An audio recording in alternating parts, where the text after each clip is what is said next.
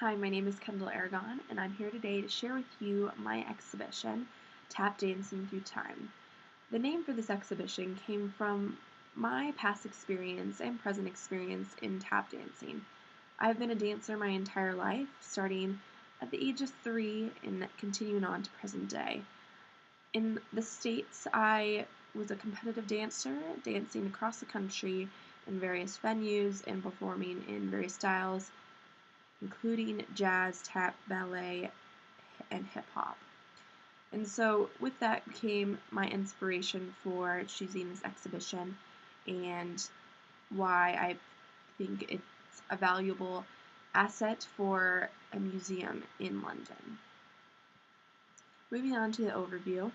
In this presentation, I'll be discussing with you the various background and exhibition elements, including the target audience that will be targeted for this exhibition. And additionally, I will be discussing with you the purpose of the exhibition and why it is important in London and why there's a need for it. The layout will also be discussed, and I will show you a rough sketch of what I believe the exhibition should look like given an unlimited budget.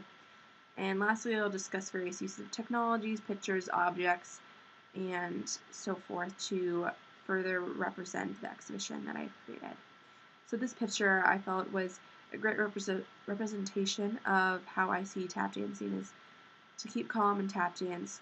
For me, tap dancing is a way of expressing myself and relieving stress. With that comes the background information regarding my exhibition. So if you don't know already what tap dancing is a type of dance that originated in South Africa and was developed over time into various styles.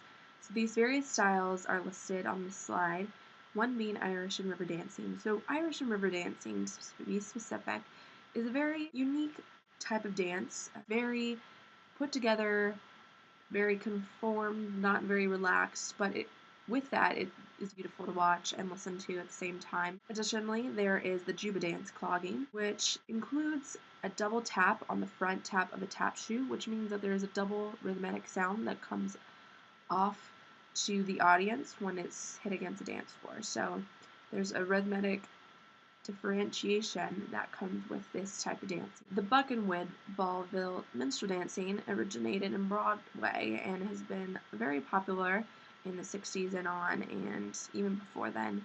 It's very popular, somewhat popular today, but it's still very interesting to watch. And here's the chorus line, for example. The two styles that are close to my heart are jazz style and street style. These styles are very unique, and just background on the street style, for example, it's very relaxed, laid back type of dancing. It's not very uptight. You basically become the rhythm, you become the instrument, and give off a really awesome beat. And then jazz style is more classy, very Broadway, and very lovely to watch as a style of dance. So moving on with the exhibition elements themselves. As far as the theme goes, I definitely wanted the exhibition to be fun, entertaining, relaxed, and joyful for the targeted audience. So when looking at the targeted audience, I was aimed for targeting all ages of people from young to old. I didn't want to target any special interest groups. I just wanted to target the general public as a whole, given that dancing, in my opinion, is a universal way of expressing oneself, and so I felt it was necessary for all people to be able to experience it, not just one age group. So with that, when looking and reflecting on what exhibition location I wanted, where I wanted it to be, I decided that the V&A Museum was the ideal place for this. The reason being is because the V&A Museum, in my opinion, and from going to it, our exhibition visits as a class, the V&A struck to me as being very artistic and very creative, and with further research, I discovered that the V&A Museum has its own dance area for exhibitions coming through, and in the past they've had ballet exhibitions, jazz exhibitions, so it only seemed ideal that a tap dancing exhibition be displayed for the London public and for travelers coming from all over the world. And so I definitely felt there was a need and an importance for tap dancing to be shown to the public, because dance is dance and there are various styles of dance, and I think it's really important that it be, shown to the public and be experiential and be interactive, and I'll discuss that further on in the presentation. But I definitely feel like there's much value to adding this to the V&A, and I think it'll bring a great number of people to the V&A and increase the visits.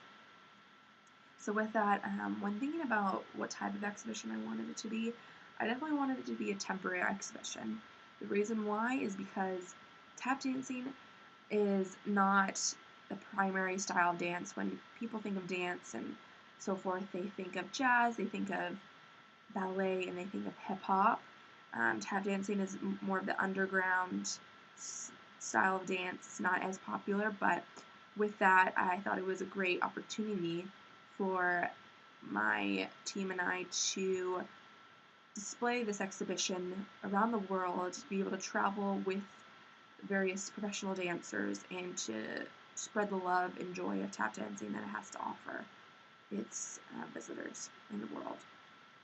So with that said, the only charge that would be optional would be the £2 or whatever currency the country's in for tap shoes, and this will be discussed further on when I discuss the interactive element that comes with the exhibition.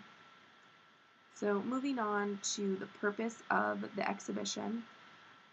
This took some time, but I came down to this following purpose: to educate people of the history of tap dancing throughout time and inspire them to dance themselves as a way of exercise or form of expression. So my team and I, we came up with this and really thought that it was important that dancing is shown to the public, as I discussed previously, but I think it's really important to inform and inspire and include visitors for this exhibition, and that's what my goal as the curator of this exhibition to be accomplished while we're here in London. It's really important to inform, because one, tap dancing is not as popular, so I would definitely want it to be known, to inspire people just to dance. And because dancing, if you have 2 feet, it's very easy. You just have, everyone has rhythm, even though people can say that they don't dance or can't dance, everyone has some sense of rhythm and can move their body in some sense of way. So that's that relevance there. And then the way of exercise, dancing is a great form of exercise and a great way of expressing oneself, and that's what I have found for me personally as a dancer and an advanced tap dancer. So with that said, moving on to the technology and the objects. So when thinking about this exhibition, I thought it was really important that, given the day and age where technology is all around us, where everyone has smartphones, everyone has tablets, there's big screen TVs being incorporated into exhibitions all around the world, I felt it was important to include various TV screens, one being a section of the museum, which would be the theater room, which would be the introduction element of the museum exhibit. And it would allow for everyone walking through the exhibit to sit down, take some time to actually get to know what tap dancing is and where it came from, and how that will be portrayed in the future elements of the exhibition. So it's a great starting point. I think it's always great to start from the beginning and make your way forward into present-day tap dancing. So I hope you enjoy this video, and I think it will really capture what I'm looking for as far as an introduction to the exhibition. And so, with the objects in mind, with regards to text and so forth, the text that will be incorporated into the exhibit will be displayed right next to the pictures, will be displayed next to the various tangible objects, including the shoes, and there will be various newspaper articles, one shown on this slide, whereas during the vaudeville time there was a featured article, and that would be displayed, for example. And additionally, I think it's really important since, tap dancing is all about the tap shoe, and without the tap shoe, there's no tap dance. It's really important for my visitors to be able to touch tap shoe and to really understand what each element of it is. So there's the heel, there's the top of the shoe with the metatarsal bar, and the tap itself. So I think it's really important to incorporate into the exhibition itself, being able to touch the shoe and be able to have that experience. And additionally, there will also be older shoes that are too delicate to touch behind glass cases so that people can actually see them and read various texts about them. Movies. So with regards to movies, I think it's really unique and interesting that tap dancing has been incorporated into various movies. And for example, the movie Tap that came out years ago with various legends, including the most amazing tap dancer of all time, in my opinion, Gregory Hines, who really became a legend and became an advanced professional tap dancer that I still admire to this day. And that movie just breathes tap, and I think it's important in this exhibit that various clips be shown to the public. In addition, a more recent film called The Happy Feet is about penguins who tap dance, and more specifically, the little penguin on the slide, the one in the front. He had to overcome feeling left out and isolated because he loved to tap dance. So it was really unique because it had a good message behind it that you should always follow what your dreams are, and don't let anyone tell you can't do something. So it's also a good element and a good message. So I think it's really important that that be demonstrated throughout the exhibit.